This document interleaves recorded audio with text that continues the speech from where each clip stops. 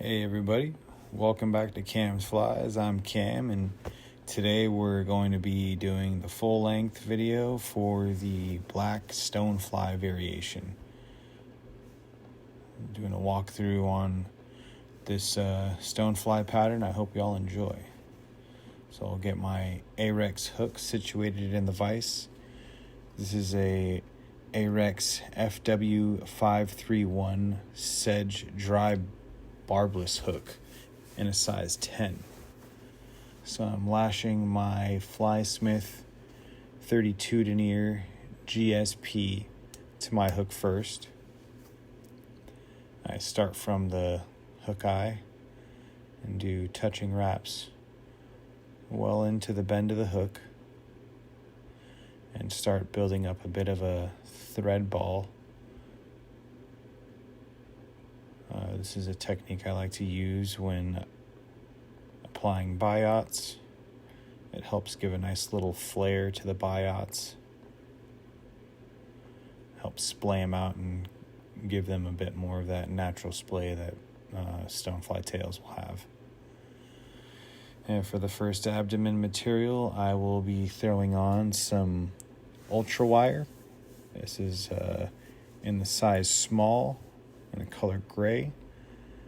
I am getting it situated on the far side of the hook shank, and I am starting up pretty far up on the hook shank, just behind the hook eye, and touching wraps all the way back, keeping that wire along the far side of the hook shank. And the next abdomen material will be a vinyl rib in size nymph, and this is a clear. So once again, I'll be starting my tie-in point with this rib just behind the hook eye, just as I did with the wire, and do some nice touching wraps all the way back,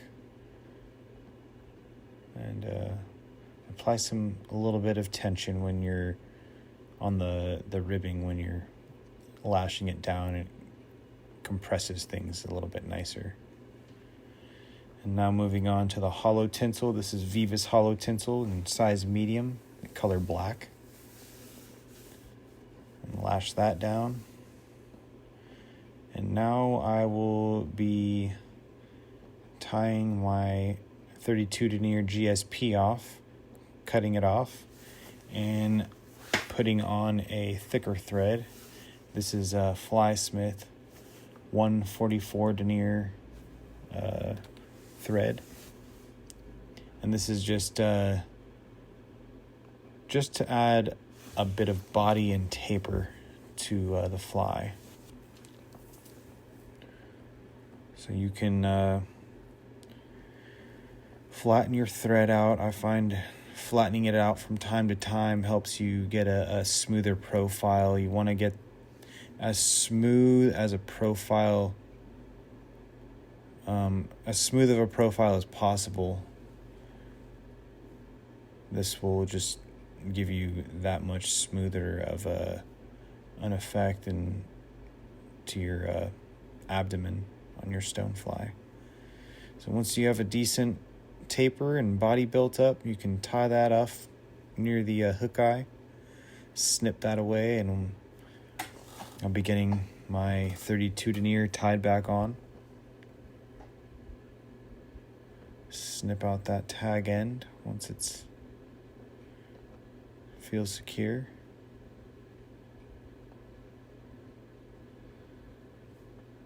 Throw on a half hitch.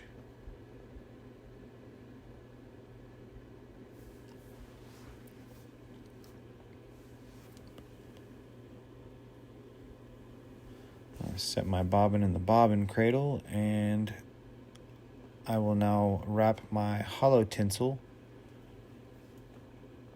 I do overlapping wraps. I do my best to not let any of the thread show. And right here, I ran into a bit of an issue trying to keep the tinsel to keep from jumping You see how it kind of jumps right there. So what I ended up doing was I got a little bit of crazy glue, put a little bit of a dab on there. It was a bit excessive on that glue right there, but I went ahead and just wrapped.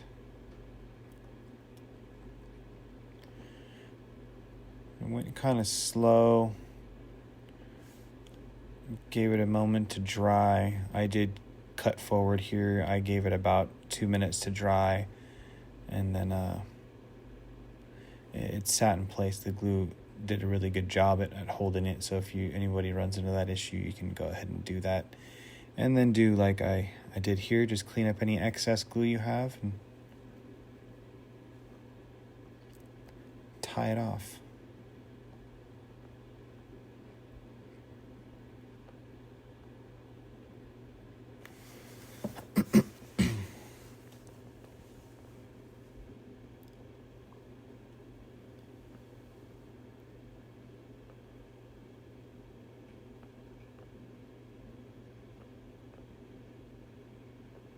Mash all this stuff down, get everything nice and cleaned up and smooth.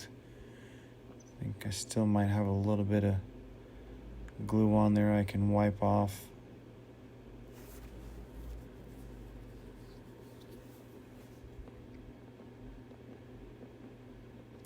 There we go. Nice and cleaned up, ready for the ribbing. I forgot to mention earlier on, make sure your flat side on this D-rib is down against the hook shank when you're tying it in. So that way when you're wrapping it, it's still flat side against the hook shank. What I was doing there was just making sure my legs were going to fit between my hook eye and my ribbing. I want to leave myself a decent little gap between my hook eye and my front legs. And I aim for about 7 to 9 segments of ribbing. So you do what works for you. Just make sure you leave yourself a little bit of a gap between the front legs and the hook eye so you can tie your eyes in. And get that nice and wrapped up, nice and tight. This bigger V-rib can be slippery sometimes, so make sure you got it secured nice and tight. A little dab of glue doesn't hurt. Once again, checking the legs, making sure they're going to fit. Half hitch my thread, cradle it, and I will now work my wire through the ribbing.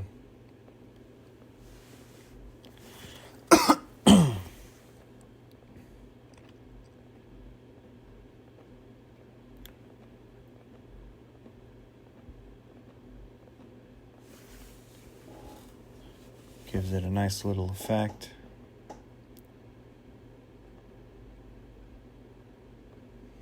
Makes the segments much more pronounced with a contrasting color between it.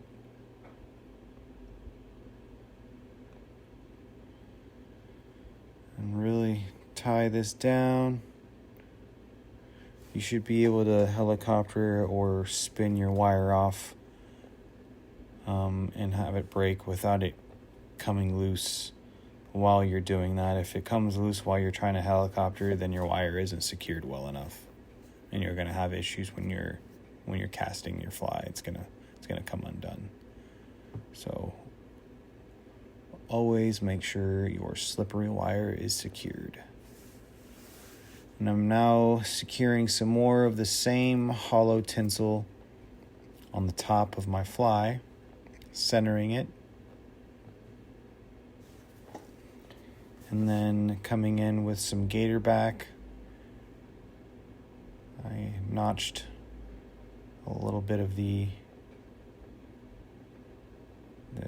made a nice little tip at the front of it. I like it to make a nice tying point. There's no need to do that, but Get that secured. Legs look like they're going to fit. Now it's time to place them on the hook. So get them set on there. You can wiggle them around if you need to. So if you need to just kind of get them on there at first, and then you can use some tweezers to wiggle them into position. I do that all the time, and it works.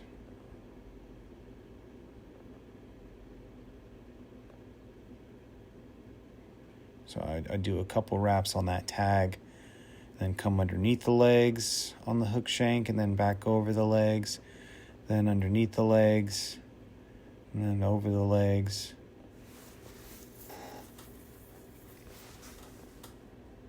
Back underneath of them, and then secure that last tab.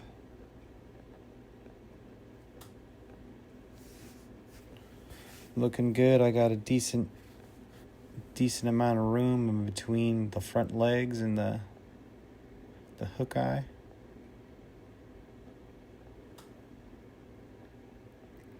Think I'm happy with it. So we'll cut the tabs off. Oops. There we go. And there we go. So now all that extra material, that lively leg material between the actual legs, I will mash down to give myself a nice little spot to apply my dubbed thread as I weave my dubbed thread through the legs. So once I get all that excess material mashed down, I will start building the wing case. And even after you have it secured completely, tabs cut away and all, you can still make slight adjustments to your legs. They're pretty tough, so don't get too crazy. I have broken some, so you have been warned. But they're fairly inexpensive, so it's okay to go through a couple of them. And even if you break a set, it doesn't hurt to just cut off a piece that you don't need and maybe keeping, a smaller set of those legs for a smaller fly, if that makes sense. Instead of using a set of legs that has 6 legs on it, using a set of legs with only 4. You can do that. Instead of wasting it just because you cut the tabs off, do your best to try to save the material, So here we go. Our first little wing case ball, body, front section of the body, getting all of our dubbing in place.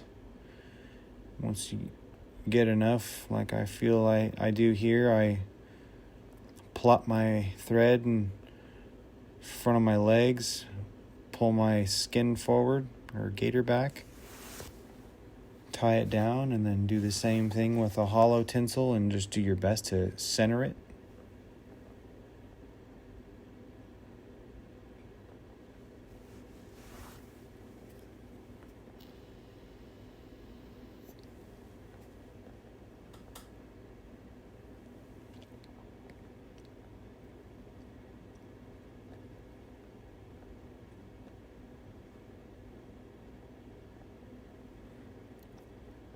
I mash down the Gatorback and the hollow tinsel up to the next set of eyes the best I can, and then mash backwards.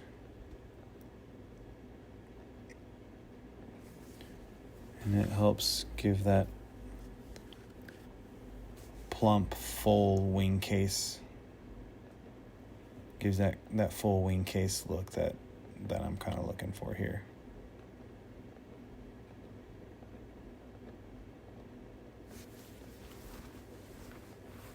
Got a little wild with the dubbing.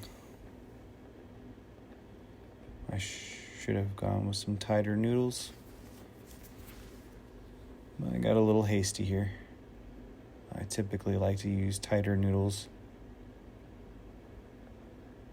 I feel like I have better control with my thread that way.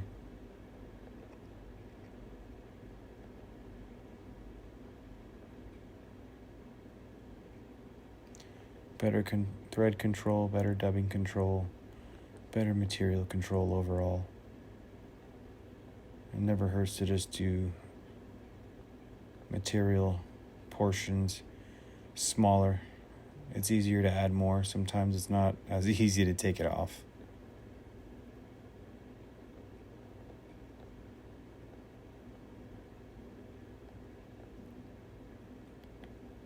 And we're getting a nice wing case effect here.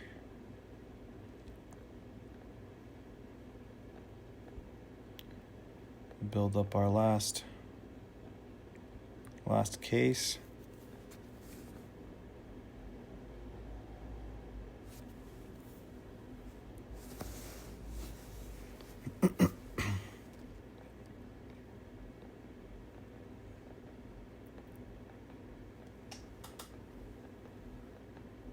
And by the way, these legs I'm using, the lively legs, these are a size medium. The range hook they give for them is size 10 to 8. This is a size 10 hook. The color of these legs are brown. They are darn near black looking, but they're like a really dirty brown. Super cool looking. I thought they went really well with this pattern.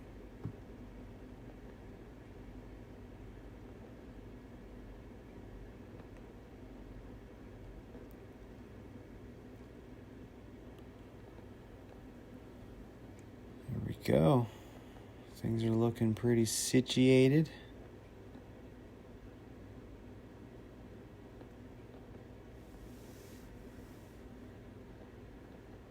There we go. I'm liking things. Get the Holo tinsel situated.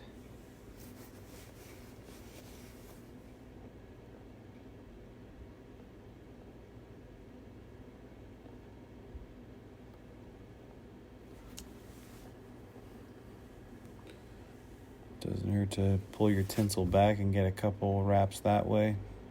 Try and really lock things in. Snip it away. Snip the Gatorback away. One thing I didn't do here, what I could have done was add a little, mash the rest of that down and add a little bit of glue. It would not hurt to do.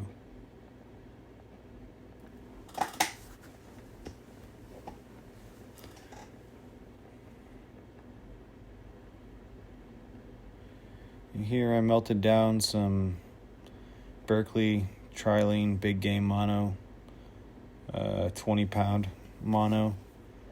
This is in the color Blaze Orange. Some pretty cool eyes.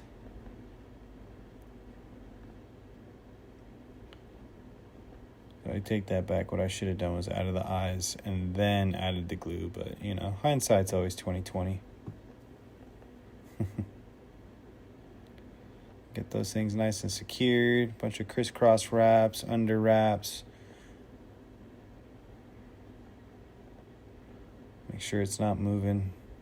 And come in with some hairline, Mallard flank. This is a medium dun color. So I lock this thing down. Twist it a little bit to get the natural curve of the fiber going the direction I want. And then loosen the thread a little bit and it kind of rotates. Kind of got to play around with it to get it to do exactly what you want and get it to be in the position you want it to. It could take some time getting this just right, but once you get it right, I lash that back end down really good, then pull it forward, lash it down some more, pull it back, lash it down some more, and then you're ready to cut it.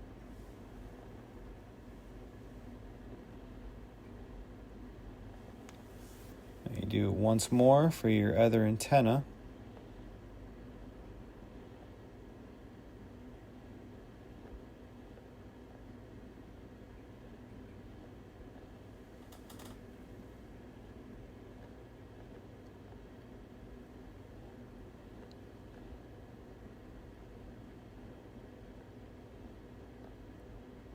There we go.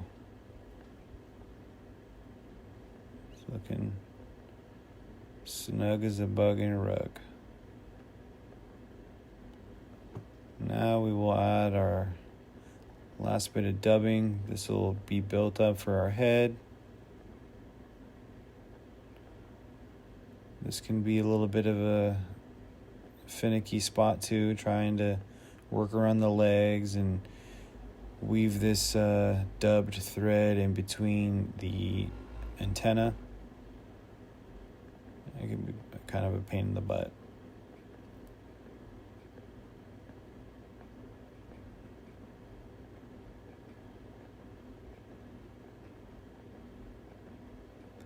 Trying to get it between the hook eye and the eyes of the fly.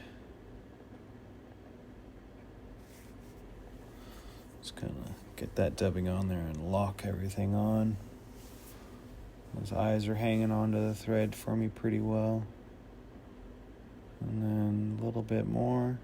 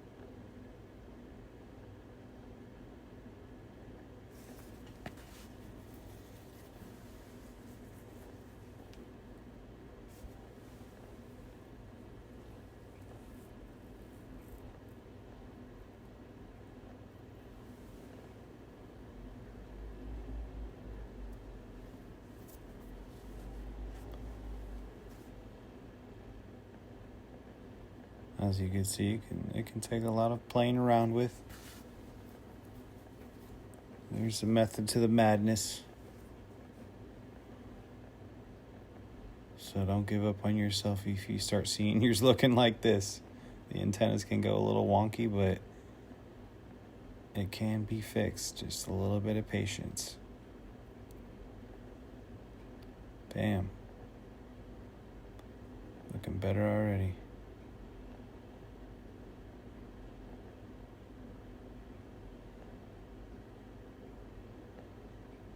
All right.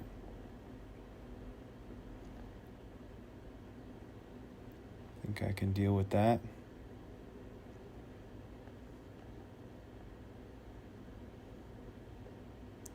Let's tie this thing off.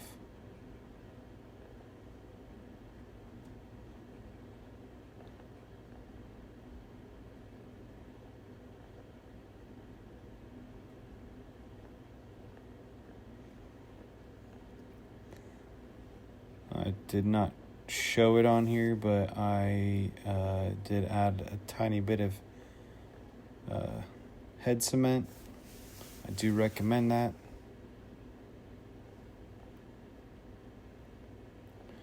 And there is the finished black stonefly nymph variant. If you guys like this content and you don't subscribe already, I'd appreciate it if you did. If you like this content, hit that like button. And I hope to see you guys on the next one. So keep your bobbins loaded and see you guys around.